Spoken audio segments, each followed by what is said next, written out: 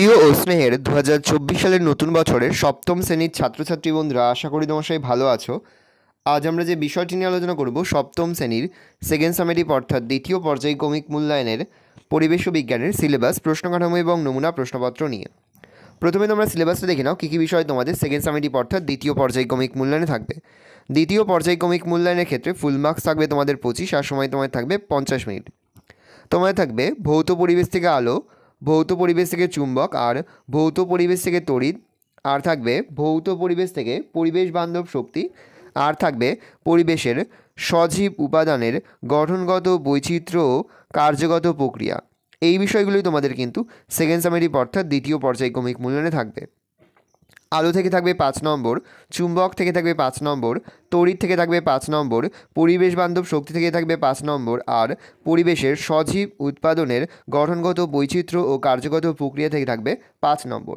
ভালো করে তোমরা সিলেবাসটা দেখে নাও। এবার আমরা নমুনা প্রশ্নপত্রটা দেখে নেব। সরাসরি স্ক্রিনে কিন্তু আমরা সপ্তম শ্রেণীর সেকেন্ড সামেটিভ অর্থাৎ দ্বিতীয় পর্যায়ক্রমিক মূল্যায়নের পরিবেশ ও বিজ্ঞানের কোশ্চেনটা দেখতে পাচ্ছ। ফুল মার্কস তোমাদের রয়েছে 25, আর সময় তোমাদের রয়েছে 50 মিনিট। দেখো, প্রথমে তোমাদের রয়েছে ভৌত বিজ্ঞান। একে দাগে রয়েছে সঠিক উত্তর নির্বাচন করে লেখো যে কোনো 5টি। প্রতিটি প্রশ্নের মান 1 করে 1 × 5 = 5। প্রথম, কুয়াশা হলো স্বচ্ছ মাধ্যম, ঈষৎ স্বচ্ছ মাধ্যম, অস্বচ্ছ মাধ্যম কোনটি নয়? উত্তর হবে ঈষৎ স্বচ্ছ মাধ্যম। পরের প্রশ্ন, সুছিদ্র ক্যামেরার সাহায্যে দেখা যায় ছায়া প্রতিকৃতি, প্রতিবিম্ব না প্রচ্ছায়া? উত্তর হবে প্রতিকৃতি। পরের প্রশ্ন, আয়নায় প্রতিবিম্ব গঠিত হয় আলোর প্রতিফলনের জন্য, প্রতিসরণের জন্য, বিচ্ছুরণের জন্য, বিকিরণের জন্য? উত্তর হবে প্রতিফলনের জন্য। প্রশ্ন একটি, চৌম্বক পদার্থ হলো কাঁচ, কাগজ, কোবাল্ট না বরফ? উত্তর হবে কোবাল্ট। পরের প্রশ্ন, এলইডি থেকে নির্গত আলোর রং সবুজ, লাল, সাদা সবগুলি? উত্তর হবে সবগুলি। পরের প্রশ্ন, রাসায়নিক শক্তি তড়িৎ শক্তির রূপান্তরিত হয় মোটরে, নির্জল কোষে, বৈদ্যুতিক ঘণ্টায়, সোলার সেলে? উত্তর হবে নির্জল কোষে। পরের প্রশ্ন, যেটি পরিবেশ বান্ধব শক্তির উৎস নয় সেটি হলো সূর্য, বায়ু প্রবাহ, জৈব গ্যাস, জীবাশ্ম জ্বালানি? উত্তর হবে জীবাশ্ম জ্বালানি। 2 থেকে রয়েছে সংক্ষিপ্ত উত্তর দাও, বিকল্প প্রশ্নগুলো লক্ষণীয়। প্রশ্নের মান 1 করে 1 × 4 = 4। আলোর একটি প্রধান ধর্ম লেখো। উত্তর লিখবে আলো সরলরেখায় চলে। প্রশ্ন একটি, প্রাকৃতিক বর্ণালীর নাম লেখো। উত্তর লিখবে রংধনু। প্রশ্ন, দুটি প্রাণীর নাম লেখো যাদের দেহে চৌম্বক ধর্মের অস্তিত্ব লক্ষ্য করা যায়। উত্তর লিখবে মৌমাছি আর শামুক। প্রশ্ন, টর্চের সেলের ভিতর কোন শক্তি কোন শক্তিতে রূপান্তরিত হয়? উত্তর লিখবে রাসায়নিক শক্তি তড়িৎ শক্তিতে রূপান্তরিত হয়। প্রশ্ন, ফিউজ তার কি? উত্তর লিখবে যে কোনো বৈদ্যুতিক সার্কিটের নিরাপত্তার জন্য যে তার ব্যবহার করা হয় তা হলো ফিউজ তার। পড়েছে একটি তরল জীবাশ্ম জ্বালানির উদাহরণ দেওয়া। উত্তর লিখবে পেট্রোলিয়াম। পড়েছে বায়োগ্যাসের মুখ্য উপাদানকে? উত্তর লিখবে মিথেন গ্যাস। পরে রয়েছে এলপিজির পুরো নামকে? উত্তর লিখবে লিকুইফাইড পেট্রোলিয়াম গ্যাস। 3 দাগে রয়েছে একটি বা দুটি বাক্য উত্তর যে কোনো একটি, প্রশ্নের মান 2। প্রথম, অভিসারী আলোক রশ্মিগুচ্ছ বলতে কী বোঝো? উত্তর লিখবে একগুচ্ছ রশ্মিগুচ্ছ একটি নির্দিষ্ট বিন্দু অভিমুখে একত্রিত হয়ে মিলিত হওয়াকে অভিসারী রশ্মিগুচ্ছ বলা হয়। এক্ষেত্রে বিস্তৃত অঞ্চল থেকে রশ্মিগুচ্ছ একত্রিত হয়ে একটি বিন্দুতে মেশে, যেমন আতশ কাচের দ্বারা প্রতিসৃত হওয়া আলোক রশ্মিগুচ্ছকে অভিসারী রশ্মিগুচ্ছ বলা হয়। পরের প্রশ্ন, আলোর প্রতিফলনের সূত্র দুটি লেখো। আলোর প্রতিফলনের ক্ষেত্রে আলোক রশ্মিগুচ্ছ দুটি সূত্র পালন করে, যথা আপতিত রশ্মি, প্রতিফলন রশ্মি, এবং ওই বিন্দুতে প্রতিফলকের ওপর অঙ্কিত অভিলম্ব সর্বদা একই সমতলে থাকবে। 2, আপতন কোণ ও প্রতিফলন কোণ সর্বদা সমান হবে। পরের প্রশ্ন, সিনেমার পর্দা অমসৃণ ও সাদা হয় কেন? তো লিখবে সাদা বর্ণের বস্তু মোটামুটিভাবে সব আলোকেই প্রতিফলিত করে, কোনো আলোকেই শোষণ করে না, ফলে পর্দায় প্রতিবিম্ব উজ্জ্বল এবং যথাযথ রঙের দেখায়।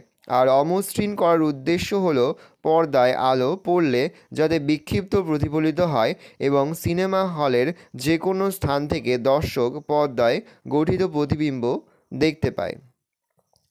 4 দাগে রয়েছে 3 থেকে 4টি বাক্য উত্তর দাও যে কোনো 3টি। প্রতিটি প্রশ্নের মান 3 করে 3 × 3 = 9। প্রথম, একটি চুম্বকের মাঝখান থেকে সুতো বেঁধে ঝুলিয়ে দিলে সেটি উত্তর দক্ষিণ মুখ করে থাকে, ব্যাখ্যা করো। তো লিখবে একটি চুম্বক বহুদিন ধরে ঝুলিয়ে রাখলে পৃথিবীর উত্তর দক্ষিণ দিক বরাবর রেখে দিলে দেখা যায় ওই দণ্ডের মধ্যে ক্ষীণ চুম্বকত্ব সৃষ্টি হয়েছে।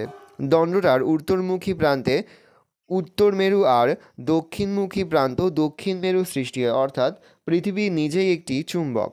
ভৌগোলিক উত্তর ও দক্ষিণ মেরু দুটির কাছে পৃথিবীর চুম্বকীয় মেরু দুটি অবস্থান করে, ফলে আবেশের ফলে সহজেই দণ্ডচুম্বকের মধ্যে চুম্বকত্ব সৃষ্টি হয়েছে। তাই দণ্ডচুম্বকটির উত্তর সন্ধানী মেরু ও দক্ষিণ সন্ধানী মেরু যথাক্রমে দক্ষিণে উত্তরে মুখ করে থাকবে।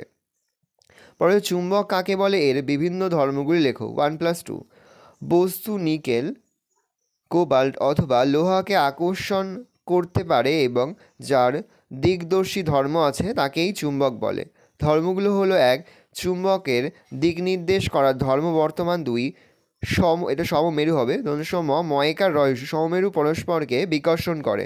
চুম্বকের বিপরীত মেরু পরস্পরকে আকর্ষণ করে। পরের প্রশ্ন, চালু লাইনে কাজ করার সময় ইলেকট্রিক মিস্ত্রির কিসের ওপর দাঁড়িয়ে কাজ করা উচিত? লোহার চেয়ার না কাঠের টুল? কেন? তো লিখবে চালু লাইনে কাজ করার সময় ইলেকট্রিক মিস্ত্রির কাঠের টুল এর ওপর দাঁড়িয়ে কাজ করা উচিত, কারণ কাঠ হলো তড়িতের কুপরিবাহী। তাই কাঠের টুলে এর ওপর দাঁড়িয়ে মিস্ত্রি কাজ করা অবস্থায় ভুলে পরিবাহিতায় হাত পড়ে গেলেও তড়িৎ শরীরের মধ্যে দিয়ে প্রবাহিত হতে পারে না, অর্থাৎ শক লাগবে না। পরের প্রশ্ন, প্রচলিত ও অপ্রচলিত শক্তি কাকে বলে? তো লিখবে প্রচলিত শক্তি যে সমস্ত শক্তি বর্তমানে বহু পরিমাণে উৎপাদন ও ব্যবহার করা হয় তাদেরকে বলা হয় প্রচলিত শক্তি। এই শক্তি বহুদিন ধরে ব্যবহৃত হয়ে আসছে, কারণ কয়লা, খনিজ তেল, প্রাকৃতিক গ্যাস থেকে প্রাপ্ত শক্তি, জলবিদ্যুৎ শক্তি, পারমাণবিক শক্তি প্রভৃতি এটা হবে চিরাচরিত শক্তি বা প্রচলিত শক্তির উদাহরণ।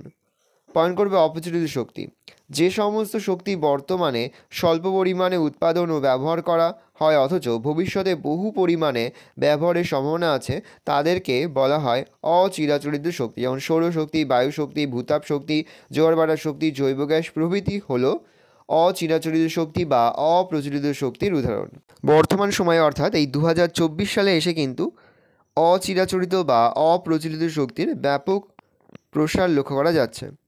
পরে হচ্ছে পরিবেশ বান্ধব শক্তি কাকে বলে, এর বৈশিষ্ট্যগুলো লেখো। যে সকল শক্তিসূত্র থেকে পরিবেশ এবং জীবজগতের ক্ষতির সম্ভাবনা কম থাকে তাদের পরিবেশ বান্ধব শক্তি বলা হয়, যেমন সৌরশক্তি, বায়ু শক্তি, জৈব শক্তি প্রভৃতি। পরিবেশ বান্ধব শক্তির বৈশিষ্ট্য: 1 এই সকল শক্তি উৎসের থেকে পরিবেশ দূষণের সম্ভাবনা কম থাকে। 2 এই প্রকার শক্তি পুনর্ব্যবহারযোগ্য, ফলে স্বল্প ব্যয় সাপেক্ষ। 3 নিঃশেষ হওয়ার সম্ভাবনা কম বা প্রায় থাকেই না। 4 প্রত্যন্ত অঞ্চলের মানুষের কাছেও সহজলভ্য হয়। পরে তোমাদের রয়েছে লাইফ সায়েন্স অর্থাৎ জীবনবিজ্ঞান থেকে প্রশ্ন। একে তাকে রয়েছে সঠিক উত্তর নির্বাচন করে লেখো, যেখানে একটি প্রশ্নের মান 1। প্রথম, ফুলের যে অংশটা ফলে পরিণত হয় সেটা হলো বৃতি, দলমণ্ডল, পরাগধানী না ডিম্বাশয়? উত্তর হবে ডিম্বাশয়। প্রশ্ন, আমের ফলত্বকের যে অংশটি আমরা খাই তা হলো বহিত্বক, মধ্যত্বক, অন্তত্বক না ফলত্বক? উত্তর হবে মধ্যত্বক। যে কীট পতঙ্গ আকৃষ্ট হয় ফুলের বৃতি, দলমণ্ডল, পুংকেশর না গর্ভকেশর? উত্তর হবে দলমণ্ডল। 2 থেকে রয়েছে সংক্ষিপ্ত উত্তর দাও যে কোনো একটি প্রশ্নের মান 1। প্রথম, আমকে সরস ফল বলা হয় কেন? উত্তর লিখবে আমের ক্ষেত্রে এই কটি ফুলের এক বা একাধিক মুক্ত গর্ভবতী এক প্রকোষ্ঠযুক্ত ডিম্বাশয় থেকে আম উৎপন্ন হয়, তাই আমকে সরল ফল বলা হয়।